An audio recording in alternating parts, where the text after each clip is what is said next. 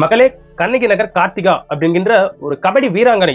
இந்த பெண் வந்து நம்மளுடைய தமிழ்நாட்டுக்கு மட்டும் இல்லாம நம்ம இந்தியாவுக்கே ஒரு பெருமையை வந்து தேடி தந்திருக்காங்க. கபடியில இந்தியா கோல்டு வின் பண்றதுக்கு, கோல்டு மெடல் அடிக்கிறதுக்கு முக்கிய ஒரு காரணமாக இருந்தது கார்த்திகா அவர்கள். யார் இந்த கண்ணகி நகர் கார்த்திகா? ஏன் இவங்க மேல வந்து மீடியா அட்டென்ஷன் அந்த அளவுக்கு படல?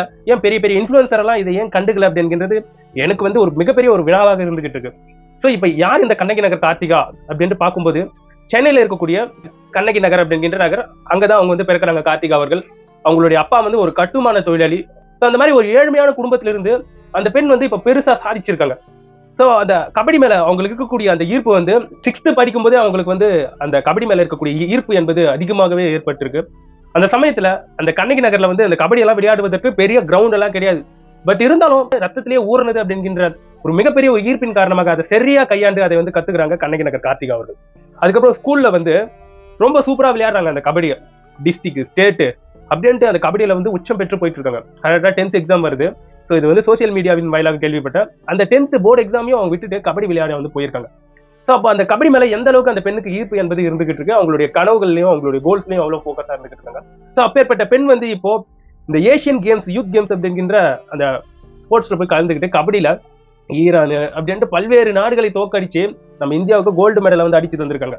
ஸோ அந்த பெண்ணை பற்றி பெருசா அட்டென்ஷன் கிடையாது, மீடியாக்கள் வந்து சரியா பேச மாட்டேங்குது அப்படிங்கிற சில விஷயங்களை வந்து கேட்க முடியுது. இந்த இடத்துல எனக்கு இருக்கக்கூடிய மன வருத்தம் என்ன தெரியுமா? இதே மாதிரிதான் உங்களையும் பல பேர் வந்து யோசிப்பீங்கன்ற மாதிரி தோணுது. கிரிக்கெட், இந்த செஸ் இப்படின்ட்டு இந்த விளையாட்டுகளை தாண்டி நிறைய விளையாட்டுகள்ல வந்து சிறந்து விளங்குறாங்க. பட் அவங்களுடைய பெயர் என்பது வெளியே வருது இல்லை.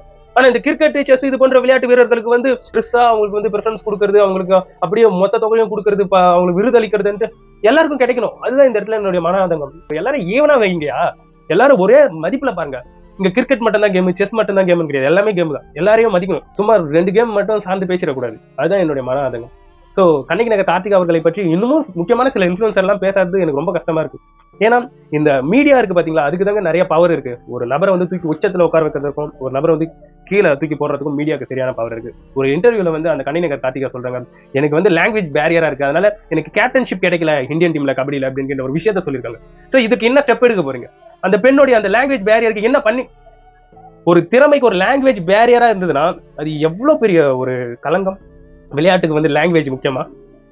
திறமை தானே முக்கியம். சோ அந்த லாங்குவேஜ் பேரியரை பத்தி அந்த பெண் வந்து பேசியிருக்காங்க. என்ன ஸ்டெப் இருக்கு இது வரைக்கும்?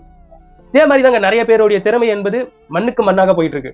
சோ இவற்றையெல்லாம் தடுப்பதற்கு இந்த மீடியா அப்படிங்கிற ஒரே ஒரு விஷயம் மட்டும்தான் இருக்கு. சோ இது போன்ற நபர்களுக்கும் ப்ரிஃபரன்ஸ் கொடுக்கணும். சோ அதுதான் மீடியாவின் உண்மையான ஒரு தர்மம் ஆகும். சோ இதை பத்தி நீங்க என்ன நினைக்கிறீங்கன்றதை என்னோட கமெண்ட் செக்ஷன்ல பதிவு பண்ணுங்க.